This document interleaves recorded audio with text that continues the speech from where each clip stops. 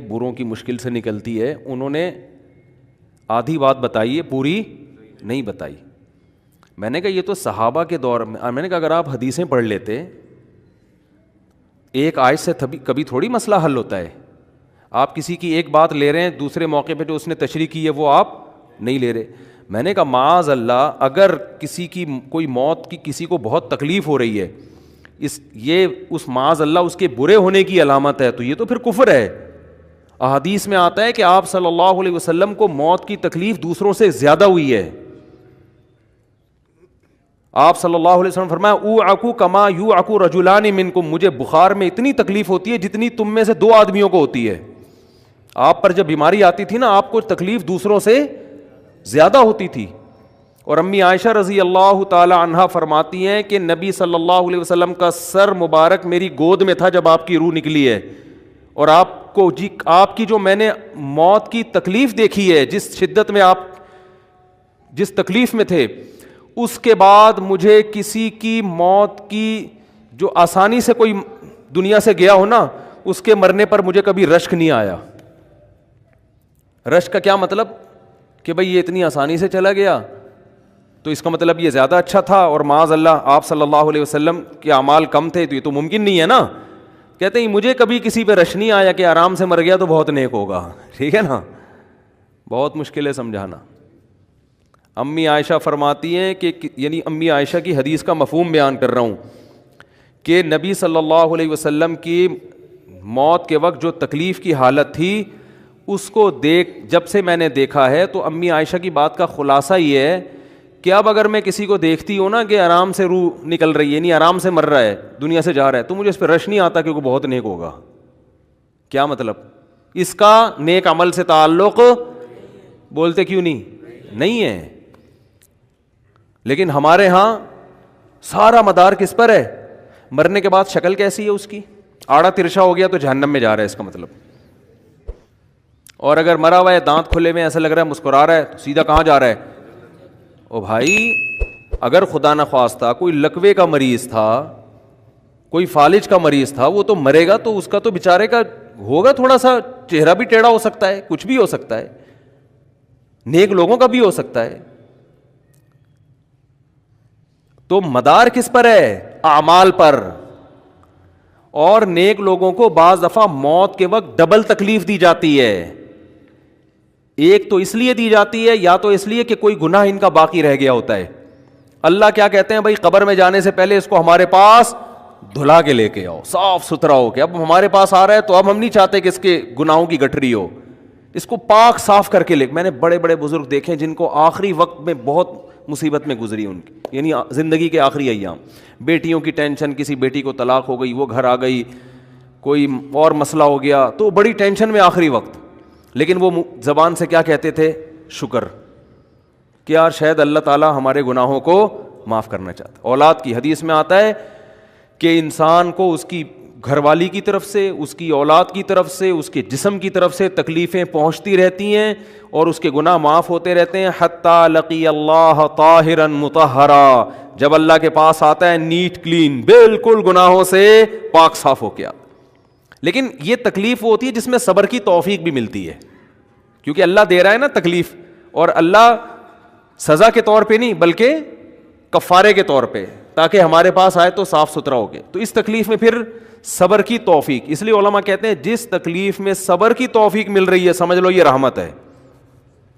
یہ کیا ہے؟ رحمت. یہ اللہ آپ کو بنانا چاہ رہا ہے کچھ. اب لوگ کہتے ہیں یہ والی تکلیف کیوں، وہ والی کیوں نہیں آئی، یہ تو بہت زیادہ ہو گئی. تو بھائی اللہ سے کوئی نہیں لڑ سکتا، وہ جو دے رہا ہے وہ اس پہ صبر کرو.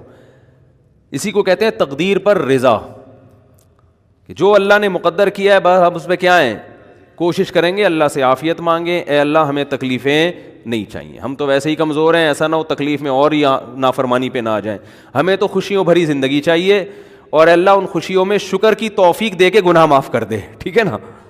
جیسے لوگ حکیم کے پاس جاتے ہیں، حکیم صاحب کے پاس 2 طریقے ہوتے ہیں علاج کے. ایک طریقہ تو یہ کہ بھائی یہ کڑوی گولی ہے، 2-3 کھاؤ گے فٹ فاٹ ہو جاؤ گے، اس میں یہ بھی پرہیز، یہ بھی پرہیز، یہ بھی پرہیز.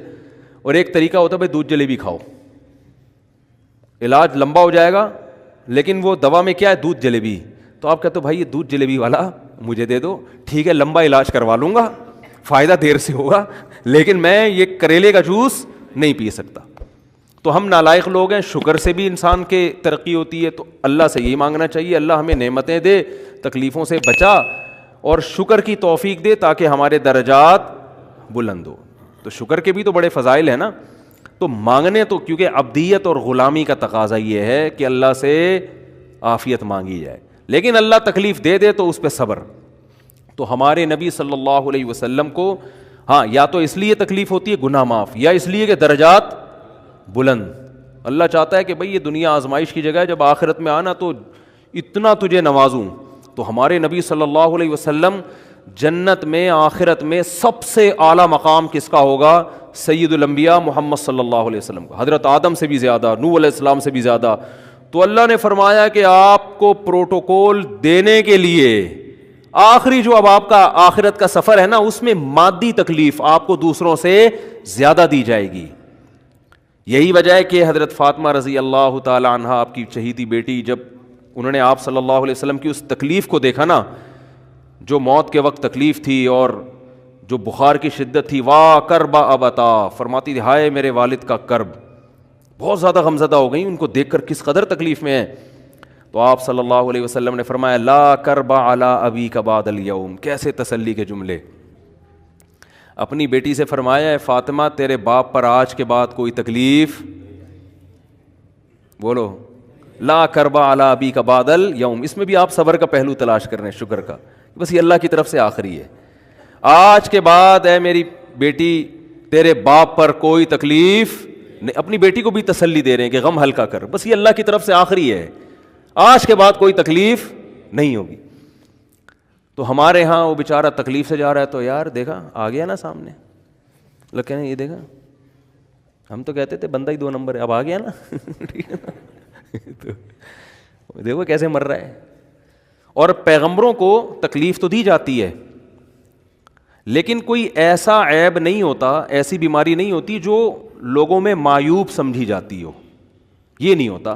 کیونکہ پیغمبر اللہ کے قاصد ہیں, تو اللہ ان کو ہر لحاظ سے امت کو یہ بتانا چاہتے ہیں یہ میرے رسول ہیں, یہ میرے سفیر ہیں. تو کوئی بھی ایسی چیز جس کی وجہ سے لوگوں کو ان سے نفرت ہو, یا طبعی نفرت جو انسان کے اختیار میں نہیں ہوتی, تو اللہ ایسی بیماری اور ایسی تکلیف سے بچاتے ہیں ان کو. سمجھ میں آ رہی ہے بات؟ لیکن امتی کو ایسی تکلیف ہو سکتی ہے. یہ جو ختم نبوت کے علماء کہتے ہیں نا مرزا غلام احمد بیت الخلاء میں گر کے مر گیا, تو بعض لوگ کہتے ہیں وہ تو بیت الخلاء میں تو فلاں بزرگ کا بھی انتقال ہوا تھا, فلاں کا بھی. بزرگ کا ہو سکتا ہے, پیغمبر کا بیت الخلاء میں انتقال بولو نہیں ہو سکتا, کیونکہ پیغمبر کو اللہ ایسے عیب سے بچاتے ہیں کہ جو انسانوں میں عیب سمجھے جاتے ہیں. تو پیغمبر کو ایسی بیماری نہیں ہوتی, جیسے اچھوت کی بیماری ہے کہ کوئی ہاتھ نہیں لگا سکتا اس کو, ایسی بیماری پیغمبروں کو نہیں ہوتی. کوڑ کی بیماری پیغمبروں کو نہیں ہوتی, کیونکہ ایسی بیماری جس سے لوگ گھن کھاتے ہیں, ایسی نہیں. لیکن امتی کو ہو سکتی ہے, امتی کو ایسی بیماری ہو سکتی ہے, اللہ اس کے درجات کیا کرے گا؟ بلند کرے گا اس سے. مجھے ایک واقعہ کسی نے سنایا کہ ایک ہندو تھا, اس کو کوڑ کی بیماری تھی. کوڑ نہیں ہوتا گوشت گلنا شروع ہو جاتا ہے, تو یہ بیماری پھیلتی ہے. تو اس کے رشتہ داروں نے بالکل الگ کر دیا اس کو, وہیں سے کھانا پھینکتے ایسے کر کے. کہیں تبلیغی جماعت گئی, ان کو پتہ چلا, وہ بیٹھ گئے اس کے پاس جا کے, اس کو کھلا بھی رہے ہیں پلا بھی رہے ہیں. تو وہ بڑا متاثر ہوا, یار سب نے چھوڑ دیا اور مسلمان ہو کے تبلیغ والے تو اکرام کا کوئی موقع الحمدللہ چھوڑتے نہیں ہیں. تو وہ مسلمان ہو گیا اور پھر اس کا انتقال ہو گیا تھوڑے دنوں میں. اب دیکھو اللہ نے جو اس کو کوڑ کی بیماری میں ڈالا, یہ بیماری اس کے لیے رحمت بن گئی کہ نہیں بن گئی؟ تو کفر کی حالت میں کوئی اچھا کام کیا ہوگا اس نے, اس کے بدلے میں اللہ نے اس کو کیا دے دیا؟ کوڑ کی بیماری. اب دنیا کہے گی یار عام کافر جو اچھے کام نہیں کرتے وہ تو فٹ فاٹ گھوم رہے ہیں, اور یہ تھوڑا بہت خیال کرتا تھا, اس کو اللہ نے کیا دے دیا؟ بھائی اس کو دیا اس لیے کہ اللہ کو پتہ ہے کہ جی کوڑ میں ہوگا تو تبلیغ والے آئیں گے, اس کی آؤ بھگت کریں گے, اور یہ کیا ہو جائے گا؟ اسلام میں داخل ہو جائے گا. تو اللہ کے کام ہے, یہ اللہ ہی بہتر جانتا ہے. تو بعض دفعہ اللہ تکلیف میں ڈالتے ہیں تاکہ آپ کے گناہ دھل جائیں. تو اس لیے موت کی جو تکلیف ہے نا, اچھا اور عین ممکن ہے کوئی بہت بڑا بدماش ہو, بڑے آرام سے مر جائے وہ, اور مرنے کے بعد ایسی خوبصورت اسکن ہو جائے اس کی, کیونکہ اسکن کی اچھے یا برے ہونے کا تعلق موسم سے ہے. جینے ٹھیک ہے نا, جس کو برین ہیمریج ہوتا ہے تو چہرہ خراب ہوتا ہے، چاہے وہ نمازی ہو. میں نے ایسے پکے نمازیوں کو جن کی نماز کی حالت میں ڈیتھ ہوئی ہے ان کو دیکھا موت کے بعد ان کا چہرہ کالا ہو گیا. یہ بری بات نہیں تھی، یہ کالا اس لیے ہو گیا کہ برین ہیمریج ہوا، رگ پھٹی ہے تو بلیڈنگ ہونا اور ہارٹ اٹیک بھی ہوا پھر ان کو. تو ڈاکٹر کہہ رہے تھے ان کو جلدی دفناؤ کیونکہ یہ بہت جلدی ان کا جسم خراب ہو جائے گا. حالانکہ پھر میں نے خواب میں ان کو جنت میں بھی دیکھا. صحیح ہے نا. تو خام خمانہ لوگوں نے یہ چیزیں بنائی ہوئی. تبھی میت کو چھپانے کا حکم ہے کیونکہ اکرام کرنا ہے نا، تو چہرہ مرنے کے بعد بگڑنا شروع ہوتا ہے. یہ ہر ایک کا ہوگا، چاہے نیک ہو چاہے برا ہو. تبھی تو حکم ہے کہ اس کو جلدی دفن کرو کیونکہ اس کی توہین ہے اب لوگوں کے سامنے رکھنا. اور ہمارے یہاں کیا ہو رہا ہے، اب باقاعدہ مردوں کے ساتھ سیلفیاں چل رہی ہیں، ناک میں روئیاں ٹھوسی ہوئی ہیں اور ویڈیو بن رہی ہے اور زیارت ہو رہی ہے، لائن لگ لگ کے پبلک دیکھ کے جا رہی ہے. کیا جاہلانہ رسم ہے یار، کیا جاہلانہ. میت میں اور دلہن میں فرق ہونا چاہیے. دلہن کی منہ دکھائی ہوتی ہے، وہ محلے پڑوس کی عورتیں آتی ہیں، بھائی دلہن آئی ہے بیوٹی پارلر سے کے دیکھ رہی ہیں. تو مردے اور دلہن میں اتنا تو فرق کرو، مردے کی بھی رونمائی ہو رہی ہے. تو یہ غلط رسم ہے. انتقال ہو گیا فوراً چہرے پہ کپڑا. ہاں جو اس کے بہت قریبی لوگ ہیں، قریبی لوگ ایسا ہوتے ہیں کہ اگر وہ بدبو آ بھی رہی ہو، چہرہ بگڑ بھی جائے، ان کو نفرت نہیں ہوتی. بیٹے کو اپنے باپ سے نفرت نہیں ہوگی چاہے جیسا بھی ہو، چہرہ جیسا بھی بگڑ جائے. وہ کہے گا یار میرا اس کا رشتہ خوبصورتی کی بیس پہ تھوڑی ہے. لیکن اجنبی لوگ جب اس کو دیکھیں گے تو چہرے کے بارے میں تبصرے بھی کریں گے. اور ایک صاحب کا انتقال ہوا، میں نے کہا جلدی دفناؤ، چہرہ نہ دکھاؤ. تو انہوں نے کہا لوگ کہیں گے یار لگتا ہے کوئی چہرہ بگڑ گیا اس لیے چھپا رہے ہیں. میں نے کہا اب تو اور چھپانا چاہیے، اس لیے کہ جس کا بگڑ جائے اس کو تو چھپائیں گے تو پھر لوگ یقیناً کہیں گے بگڑا ہوا چہرہ ہے. تو اس رسم ہی کو ختم کر دینا چاہیے. انتقال ہوا فوراً چہرے پہ کپڑا. ہاں بیوی دیکھ سکتی ہے اپنے شوہر کو، یا بیٹے ہیں، یا اس طرح جو بھائی بہن ہیں قریبی وہ دیکھ لیں. باقی پبلک سے چھپا کے اس کو فوراً کیا کرو، دفن. اب تو قبر میں جا کے بھی دکھا رہے ہوتے ہیں. یہ اجمیوں کی گندی رسم ہے، بری رسم ہے. گندی کا لفظ میں نے تھوڑا سا زیادہ سخت استعمال کیا، لیکن مجھے اس سے زیادہ ہلکا لگ نہیں رہا کوئی لفظ. عرب میں ایسا نہیں ہوتا. سعودی عرب میں جو ہے نا، عرب لوگ بہت سی چیزوں میں ابھی بھی اسلام کے بہت قریب ہیں. بڑے ہم لوگ چونکہ ہندوؤں کے ساتھ زیادہ رہے ہیں نا انڈیا میں، تو بہت سی چیزیں ہم نے وہاں سے کیا لی ہیں جو مذہبی لوگوں میں بھی آئی ہیں. عرب میں یہ سسٹم نہیں ملے گا آپ کو.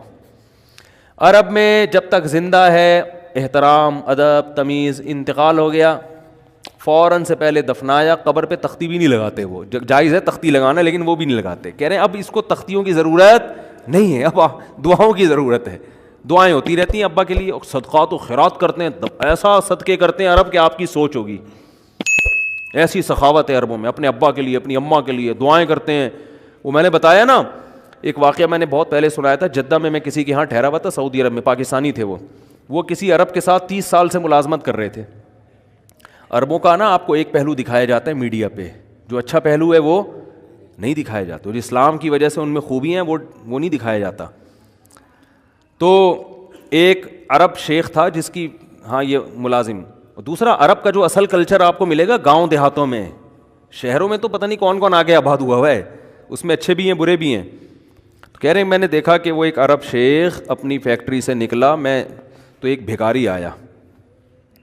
اس نے اللہ کے نام پہ کچھ مانگا. اس کے پاس پتہ نہیں تنخواہ بانٹنے نکل رہا تھا کیا نکل رہا تھا، اس کے پاس بہت سارے پیسے تھے ریال. تو اس نے اس کو بھکاری کو دے دیے. بھکاری کو جیسے ہی دیے بھکاری نے، اچھا یہ عرب بھی 80 سال کا بڈھا، تو اس بھکاری نے اس کے عربی کے ماں باپ کو دعائیں دینا شروع کر دیں دل سے نا. کوئی پاکستانی تھا ہوا بڑا ڈیڑھ ہوشیار، دعائیں دی. اللہ کہہ رہے تمہارے ابا کی مغفرت ہو جائے، اللہ کہہ رہے. تو وہ عرب کو اتنا اچھا لگا اس نے اور دے دیا. پھر وہ شروع ہو گیا اللہ کرے تمہارے ابا وہ پھر اور دے دی. کہہ رہے ہیں اتنے پیسے اس بھکاری کو دے دیے. میں نے کہا یار یہ تو لاکھوں پتی بن گیا ہے. سارے پیسے ختم ہو گئے اس کے پاس، اور وہ گھنا دعائیں دیتا جا رہا ہے. وہ جو گھنا تھا نا وہ کیا کر رہا ہے، وہ بھی گھنا بن کے طبیعت سے دعائیں دے رہا ہے. وہ رونا بھی آ جاتا ہے پاکستانیوں کو، آپ کو پتہ ہے. تو